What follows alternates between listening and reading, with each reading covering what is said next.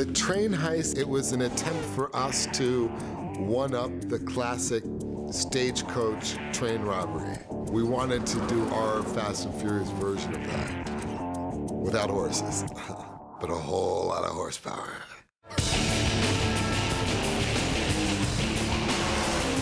There is no limits on this.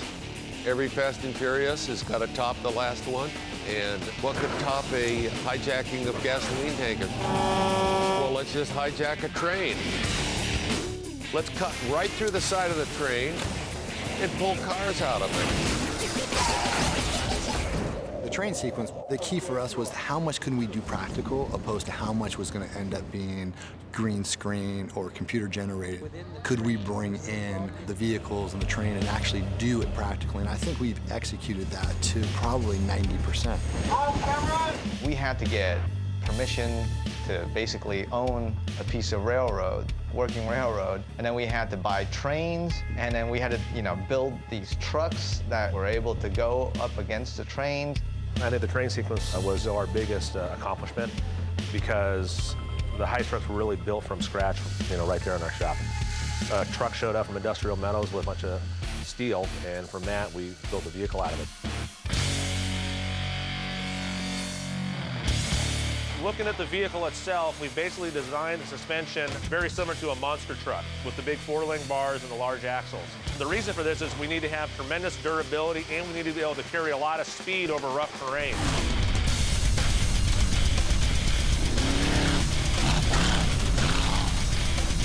They're coming through the open desert, flying this thing over crevices, over ditches, and everything else you can imagine.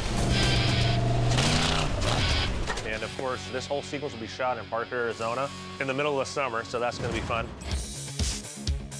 You know what? It was unbelievably hot. I mean, we saw the temperature gauge we had at base camp that was 120 degrees in the shade. Out in the sun, it was over 130. Yeah, it was very uncomfortable. We ended up taking ice and laying it on the stuff that we were going to be jumping on and letting it cool off in between takes. 3, 2, 1, go! I mean, that was the best thing we did.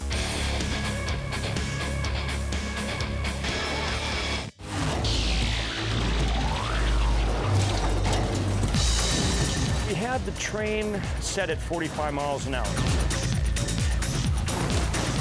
And we were set back about 600 yards with 4 stuntmen on the back, hanging on. And we'd have to catch up to the train. So this truck doesn't have a speedometer, so we're just guesstimating.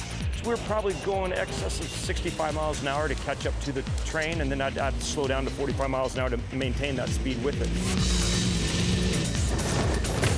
And you take a car that weighs around 3,000 pounds and it's jerked off of the train onto the bed of my truck.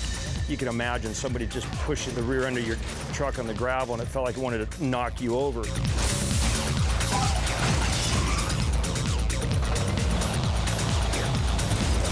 was a little nerve-wracking. When this truck was launched and jumped into the train, it was phenomenal. It was very exciting to see this truck weighing 10,000 pounds being pulled across the desert to hit a jump ramp to go into the side of a train. It's not something you see every day. Okay, guys, train's moving. Roll, cameras!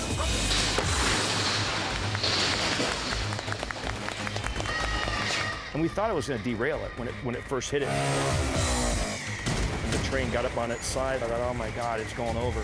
I mean, we were like millimeters off, If it was just a little bit more push, that train would have overturned and it would have just killed the production.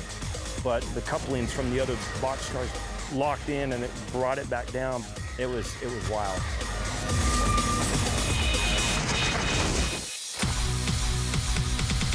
And then I wanted a car to be jumping out of the train at full speed. At one point, I think the studio was thinking that we'd have to basically replace the sequence. It was very costly. When I first read the script, they wanted all these exotic cars, and there was a Mercedes SLR, Lamborghinis, Ferraris. There was cars that were all, in excess of $150,000, $200,000. So when you add that up, it just, blows our whole budget in one shot.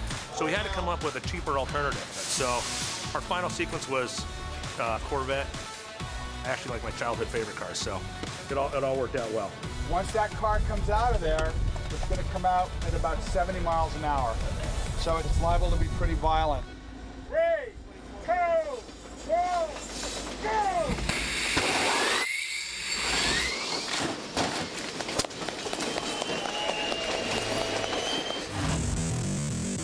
For the finale of the sequence, we've got to throw this Corvette off of the edge of the canyon. We used basically an air cannon and launched the Corvette into the water down below.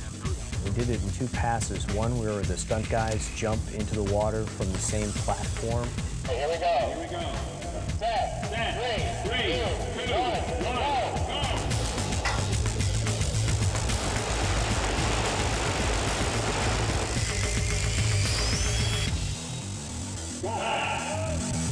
And then we launched the Corvette as a separate pass for safety.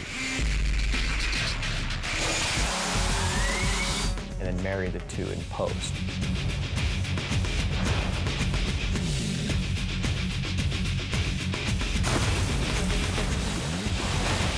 Once Vin and Paul come up from the water, that's them. We photographed both of those guys at the actual quarry location. For their coverage of their close-ups while they're falling through space, we are using green screen. We've put the Corvette onto a motion base and robotically control its motion to simulate what the falling car does when it's traveling through the air. So whatever they did, you know, on the train unit sequence, we need to then insert Van and Paul and their other actors. 3, 2, 1. To be able to do that. Effects built a gimbal, we had our train mocked up, we had all the same elements, just now it's stationary. We could then control the environment, concentrate on story and the actor moments without having to worry about them in danger. I've had friends come out and visit and they're like, "Are you kidding me? This is what you do for a living?" I'm like, "Yeah, dude, you think it'd be any other way?" You know, this franchise especially, you get to play every day. And 10 years later, I'm still doing stuff that I hadn't touched before, I hadn't seen before. It's unbelievable.